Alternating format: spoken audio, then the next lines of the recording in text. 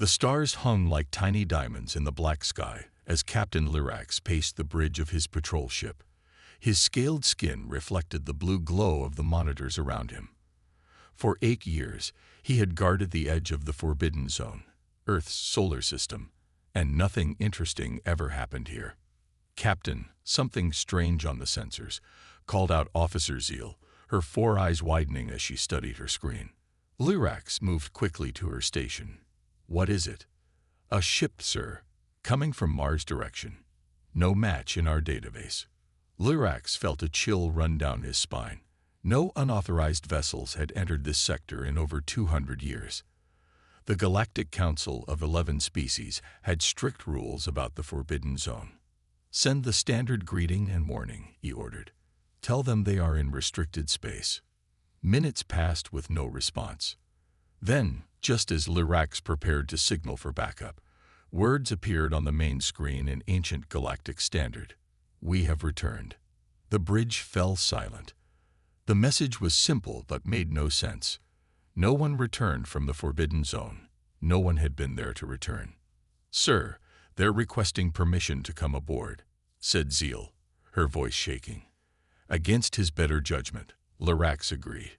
20 minutes later, the airlock hissed open. 2 figures stepped onto his ship wearing simple gray suits. They looked almost like the images of humans from the history files, but something was different. The female spoke first. "I am Jane Weber, diplomatic officer. This is Adam Clark, science officer." Her voice was smooth, almost musical, but her movements were too perfect, too fluid to be natural. When she blinked, her eyes caught the light in an unusual way, reflecting it like a cat's might. "Humans are extinct," Lyrax said bluntly. "They died out in the Great Plague of 2437, nearly 1,000 years ago." Adam smiled. "Not all of us died. Some escaped. We've been living far away, in a colony we built." Lyrax studied them carefully. Their skin was flawless. Their muscles moved in strange ways under their clothing. "You don't look like the humans in our records." Jane nodded. 1,000 years changes a species," she said, "especially when survival demands it." She held out her hand, a human greeting gesture.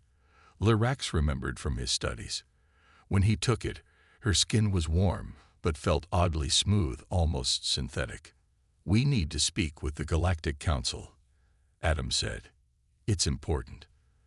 "The Council doesn't meet with extinct species," Lyrax replied, trying to sound firm despite his shock. "They'll meet with us," Jane said with complete confidence. She handed him a small device. "This contains proof of who we are and where we've been. It also explains why we've returned." Lyrax took the device carefully. "And why have you returned?" The 2 humans exchanged a look that seemed to contain an entire conversation, though no words were spoken. "Because," Jane said finally, "what happened to Earth wasn't just a tragedy. It was a warning. And the thing we were warned about is waking up again." Lyrax felt a cold fear growing inside him.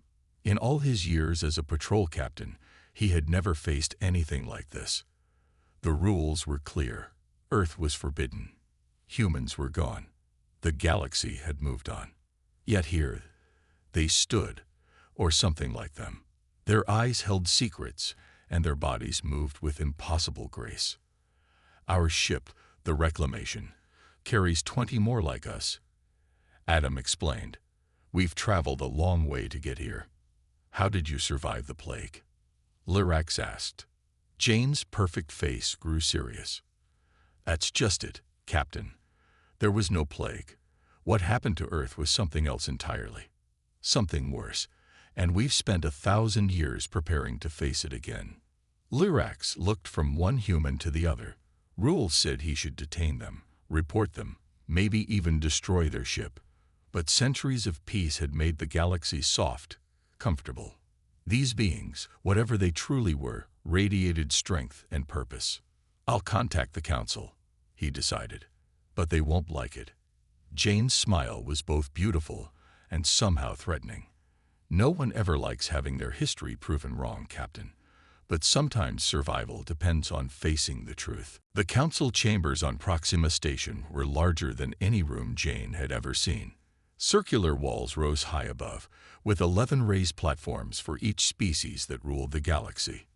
Light poured in through crystal windows, making the gold floor shine.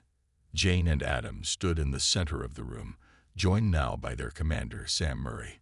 The journey here had taken 3 days, during which Captain Lyrax had watched them closely, asking many questions they carefully answered. "The council will see you now," announced a tall, thin alien with blue skin.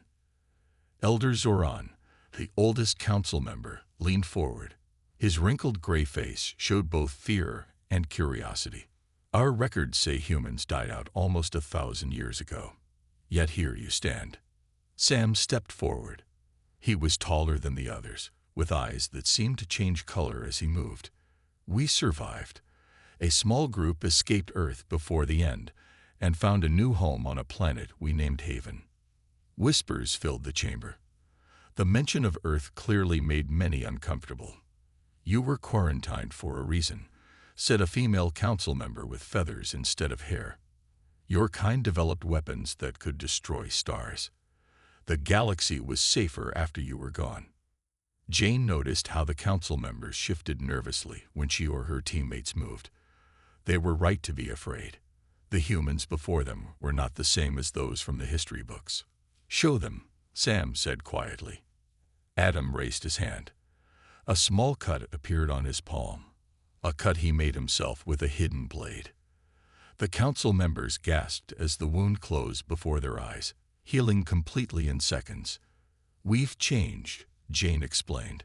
"Our bodies are stronger. We heal faster. We can communicate without speaking." As if to demonstrate, all 3 humans turned their heads at exactly the same moment to look at a council member who had been reaching for an alarm button. Chief Counselor Enxtrava, a massive being with 6 arms and crystal growths on her head, raised her voice above the growing noise. "If you survived and evolved in peace, why return to a galaxy that once feared you?" The chamber grew quiet. This was the question everyone wanted answered. Sam's face grew dark. "Because what destroyed Earth wasn't a plague. And it's coming back." The silence that followed was heavy. Elder Zoran signaled to his guards, who stepped closer to the human visitors. "Explain," he demanded. "We call it the Fade," Sam said. "It started deep inside Earth's core. By the time we understood what was happening, it had already consumed half the planet. Our ancestors were part of an enhancement program, the first humans to receive genetic modifications. They were the only ones who could resist the Fade long enough to escape." Jane opened a small device that projected an image in the center of the room, a blue-green planet slowly being covered by a shiny black substance. "This is Earth, before and after," she explained. "The Fade consumed everything: plants, animals, people, even buildings and mountains. It absorbed their matter, and, we believe, their knowledge."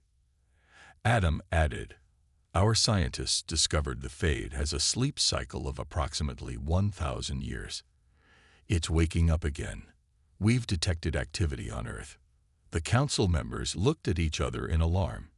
If what these humans said was true, a threat like nothing they had ever faced was stirring in the Forbidden Zone. "Why should we believe you?" asked Enxtrava. "Perhaps this is just a trick to rejoin galactic society." Sam's eyes flashed with anger. "We're not asking permission to come back. We're warning you about something that could destroy everything. You can help us fight it, or you can wait until it spreads beyond Earth. Your choice." Jane stepped forward. "We've spent centuries preparing for this moment. Our entire civilization on Haven exists for one purpose: to return and face the Fade. All we ask is access to Earth's system." The council members whispered among themselves. Finally, Enxtrava spoke. "We will need proof, and we need to understand exactly what you've become during your evolution." Sam followed the tall blue alien through the twisting halls of Proxima Station. The council had agreed to a private meeting with their chief intelligence officer, away from the public chambers. Jane and Adam walked beside him, their eyes constantly scanning for threats. The room they entered was small and plain, with a single round table and 6 chairs. A woman with pale purple skin and silver hair waited for them. Next to her stood Elder Zoran and Chief Counselor Angstrava. "I am Ilara Vox," the purple-skinned woman said, "Head of Council Intelligence. If there is truth in what you claim, I will find it." Sam nodded. "We expected nothing less." From her bag, Jane pulled out a small black cube. When she placed it on the table, it opened like a flower, revealing a glowing crystal inside. "These are the records from Haven," she explained. "Everything our ancestors saved before they fled Earth, including the truth about what you call the plague." Ilara touched the crystal, and images filled the air around them. They showed Earth as it once was: blue oceans, green lands, busy cities. Then something changed. A dark spot appeared in one ocean. It grew larger day by day, consuming everything it touched. The first signs were small, Sam explained. Animals acting strange. People falling sick, but not in the usual way. They didn't die. They changed. Their minds emptied. They walked toward the spreading darkness and simply joined it. The images showed humans walking into the black substance, their bodies dissolving as they were absorbed. "Our scientists called it the Fade," Adam said. "A parasitic organism that had been dormant deep in Earth's core for thousands of years. Something woke it. Maybe our deep mining operations. It fed on living things, but it also consumed information. It learned as it grew." Elder Joran frowned. "Our records say nothing of this. They speak only of a plague that killed humans quickly." "Your records were changed," Lisa said. A new human had entered the room. Lisa Powell, the team's data specialist. Half her face showed delicate metal parts that merged with her skin. Someone erased the truth. Lisa projected new images from her palm. Council security footage from 982 years ago. It showed alien officials discussing Earth's fate. "They knew," Lisa said. "Your ancestors knew what the Fade was. They quarantined Earth not to protect the galaxy from humans, but to protect it from the Fade." Ilara's face showed shock. "Why hide this knowledge?" "Fear," Sam said simply. "Fear that other species would panic if they knew something could consume entire planets. Better to say humans died from disease. If what you say is true," Angstrava said slowly, "why has the Fade not spread beyond Earth in all this time?" "It has a life cycle," Adam explained. "Growth, consumption, then dormancy. It sleeps for approximately 1,000 years, digesting what it consumed. And now it's waking up," Jane finished. "You still haven't explained how some humans survived," Ilara said, her eyes narrow with suspicion. Sam looked at his teammates before answering. The first signs of the Fade appeared near the Pacific Ocean. By the time people understood what was happening, much of Asia and North America were already lost. The images showed crowded ships launching into space, panic on people's faces. "Only a small group escaped," Sam continued. "They were scientists, soldiers, and engineers who had been part of a human enhancement program. People whose bodies had already been modified to be stronger, faster, and more adaptable.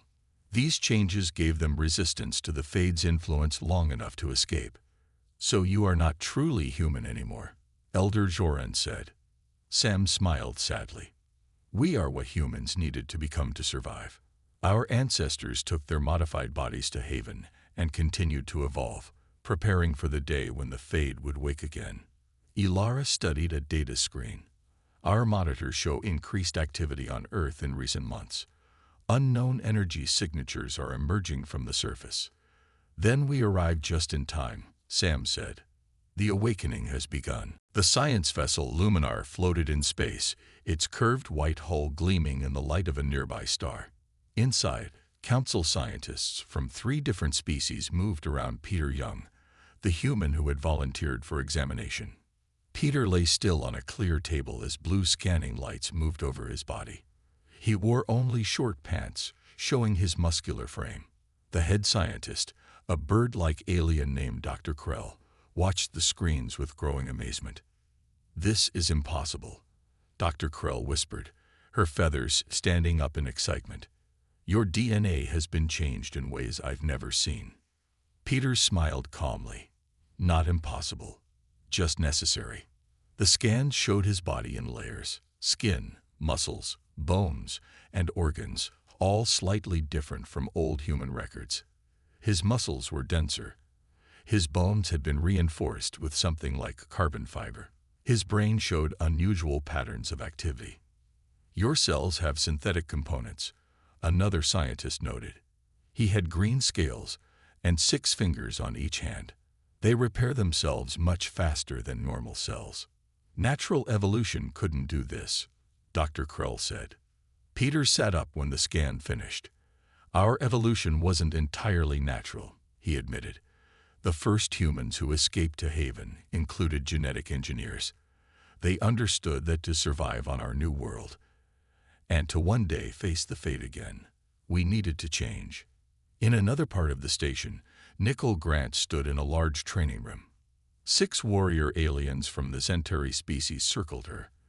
They were twice her size, with tough gray skin and extra arms that held different weapons. "Begin exercise," called the combat instructor. The warriors attacked at once. What happened next made the watching aliens gasp. Nicole moved with impossible speed. She dodged strikes that should have hit her, seeming to know where each attack would land before it came. When she hit back, her small fist struck with enough force to send the larger alien stumbling. In less than a minute, all 6 warriors lay on the floor, groaning in pain or unconscious. Nicole hadn't even broken a sweat. "Is this supposed to be your best?" she asked, not even breathing hard. Back in the council chambers, the leaders watched recordings of both Peter's examination and Nicole's fight. Counselor Extrava turned to Sam Murray with concern on her face. "What exactly have you become?" she asked. "Your bodies have been changed beyond recognition. Your reflexes defy our understanding. You communicate with each other without speaking. Are you even human anymore?" Sam looked at Jane and Adam before answering. "We ask ourselves that question many times on Haven. Our bodies have changed, yes. We shaped our own evolution to survive. But in our hearts and minds, we remember where we came from. We keep our human history alive in our stories. We still feel human emotions: love, fear, hope. You've made yourselves into perfect warriors," Elder Joran observed. "We made ourselves into whatever we needed to be to face the fade," Jane corrected him. "Some of us focused on strength and speed. Others developed different qualities." To demonstrate, Jane closed her eyes. A moment later, every screen in the chamber changed to show the same image, a memory from Jane's mind of Haven, their home planet. The beautiful scene showed tall purple trees around a city of white buildings. Children played in parks while adults with obvious physical enhancements worked nearby. "Some of us can share our thoughts," Jane explained as the images faded. "Some can heal others with a touch. Some can sense the fade's presence from great distances. You've created a new species," Dr. Krell said, entering the chamber with her report. "No," Sam said firmly. "We've created the next version of the same species. Humanity 2.0, you might say. Everything we've become was for one purpose: to return and face what destroyed our homeworld." A loud alarm suddenly filled the room. A communication officer rushed in, his face pale with fear. "Counselors, we've detected activity on Earth. The readings are off the scale." The main control room of Proxima Station buzzed with nervous activity.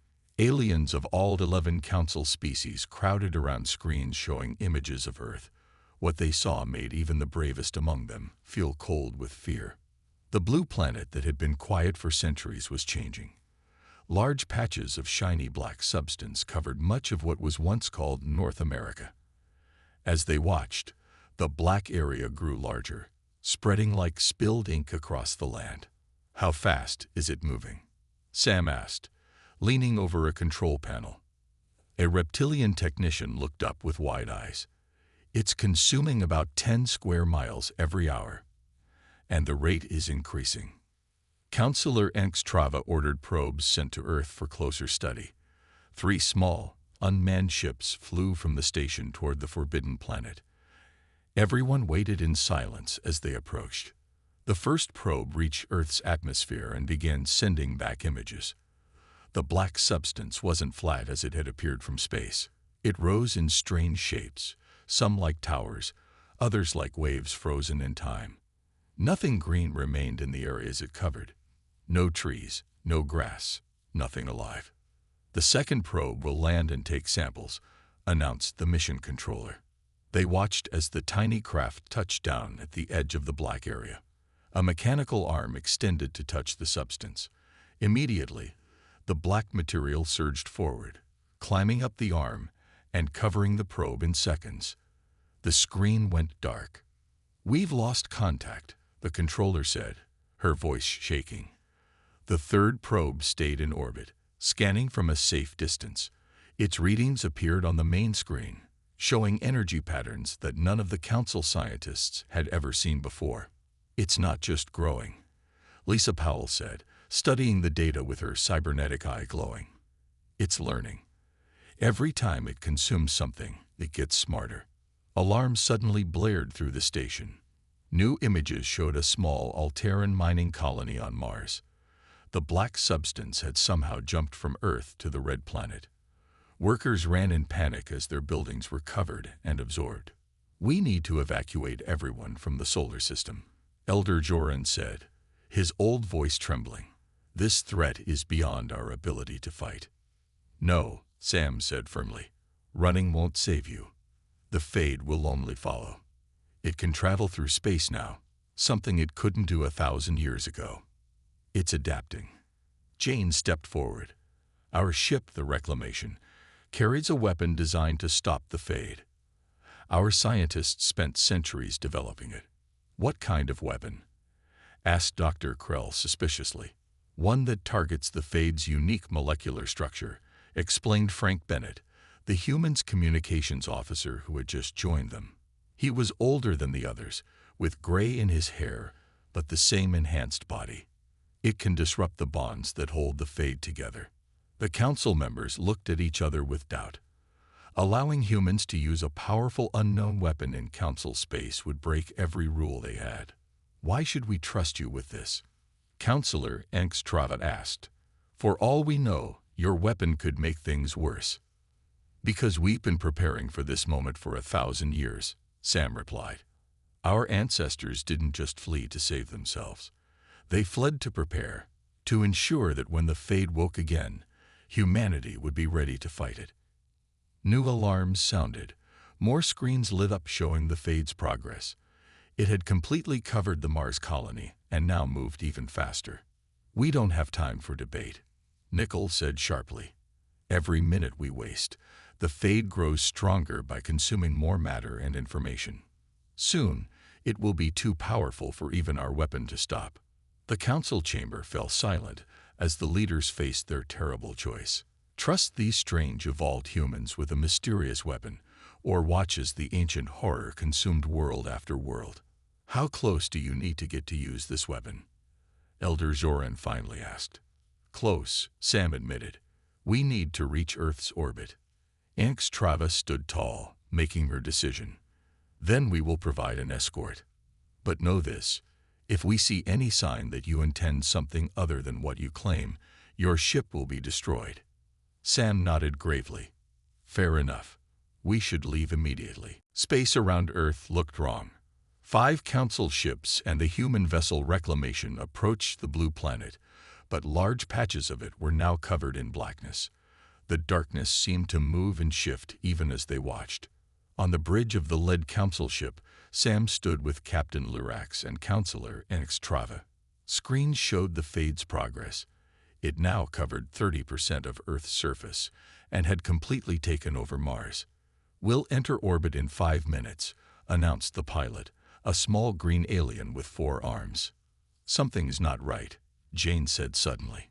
She stood very still, her eyes unfocused. "I can feel it reaching out." "Reaching?" Lyrax asked with alarm. What do you mean?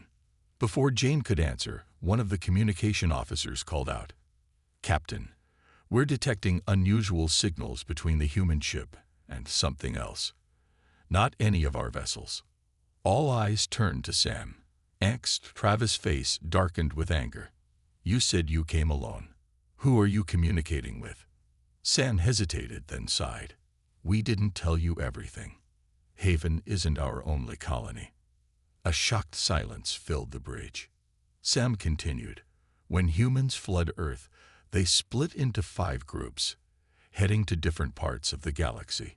Haven was just one settlement. Another group went to a planet we call Nexus in the Andromeda Galaxy. They evolved differently than we did. What do you mean, differently? Lyrax demanded. We on Haven focused on biological evolution, changing our bodies, Sam explained. The Nexus colony chose technological evolution instead. They merged with machines. As if on cue, a new image appeared on the main screen. A human-shaped figure that was half flesh, half gleaming metal. Parts of its brain were visible through a transparent skull section. I am Director Elias from Nexus Colony, the figure said. We've been monitoring the Fade's reawakening from our system. Our ships are approaching from the other side of the solar system. Trava was furious. More lies. More secrets. How can we trust anything you say? We couldn't risk telling you everything at once, Jane said. You might have refused to help us if you knew how many of us survived and how much we've changed. An alarm blared through the ship. On the screens, strange tentacle-like structures rose from Earth's surface, reaching toward space. The Fade senses us, Adam said quietly. It's curious. One black tentacle, impossibly long, stretched toward the smallest council ship. When it touched the hull, the ship's lights flickered. Inside, crew members collapsed one by one as something invaded their minds. It's absorbing their consciousness, Lisa explained, her cybernetic implants glowing with activity, just like it did on Earth 1,000 years ago. We need to deploy the weapon now, Sam urged. Nicole Grant took charge, gathering a strike team of both humans and council volunteers. As they prepared to board a smaller craft that would take them closer to Earth, she explained their advantage. Our enhanced biology gives us partial resistance to the Fade's influence, she said. We can stay conscious longer when exposed to it, but we're not immune. We'll have about 20 minutes before our minds start to empty. The small craft launched toward Earth, carrying Nicole, Adam, and 4 others. On the main ship, Sam watched anxiously as they approached the planet where humanity was born and nearly died. Another tentacle reached out, touching a council cruiser. Within minutes, the entire crew fell silent, their minds gone. It's learning, adapting to our presence, Lisa warned. The more it absorbs, the smarter it gets. On the strike team's vessel, Nicole felt a strange pressure in her head as they neared Earth. Everyone ready? She asked. Remember your training. Don't look directly at the black surface. Keep your thoughts focused on the mission. They landed at the edge of a black field that had once been a forest. As the team stepped onto Earth's surface for the first time in a millennium, 2 human members suddenly screamed and fell to their knees. Their eyes went blank as the Fade's influence penetrated their enhanced minds. It's stronger than we predicted, Adam said, helping Nicole carry the weapon toward its deployment point. We need to hurry. Above them, more tentacles reached for the waiting ships. The evolved humans had returned to face humanity's ancient enemy, but the Fade was proving more powerful than anyone had imagined. Nicole and Adam struggled across Earth's surface, carrying the heavy weapon between them. The air felt thick and wrong. All around them, the black substance that was the Fade pulsed and moved like a living thing. Strange shapes rose and fell in the darkness, as if it was trying to form itself into something new. From orbit, Sam watched through the strike team's cameras. 2 more council ships had gone silent, their crews lost to the Fade's influence. Only the human vessel Reclamation and the main council ship remained functional. They're not going to make it, Jane said, her face tight with worry. On the surface, Nicole felt the pressure in her mind growing stronger. The Fade was trying to reach into her thoughts, to empty her mind as it had done to billions of humans 1,000 years ago. Her enhanced brain fought back, but she knew it was only a matter of time. "One more mile," Adam said, his voice strained. "We need to reach that hill." He pointed to a rise ahead that had once been a mountain before the Fade consumed part of it. A black tendril rose from the ground, reaching toward them.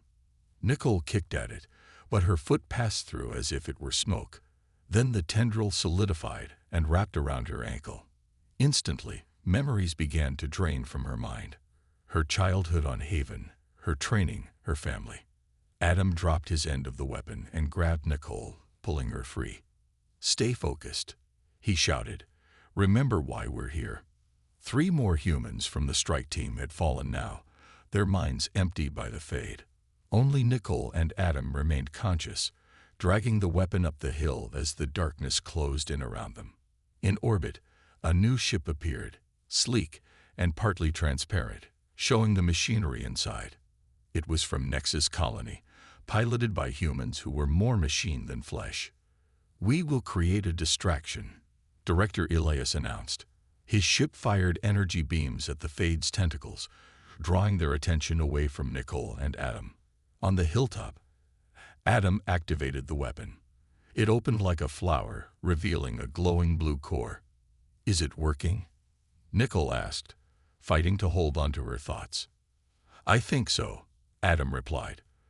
But instead of destroying the Fade as they had hoped, the weapon created a glowing field that spread outward in all directions. Where it touched the black substance, the Fade stopped moving. "It's a containment field," Sam realized, watching from above. "Not destruction, dormancy." The blue field continued to spread until it covered all the black areas on Earth.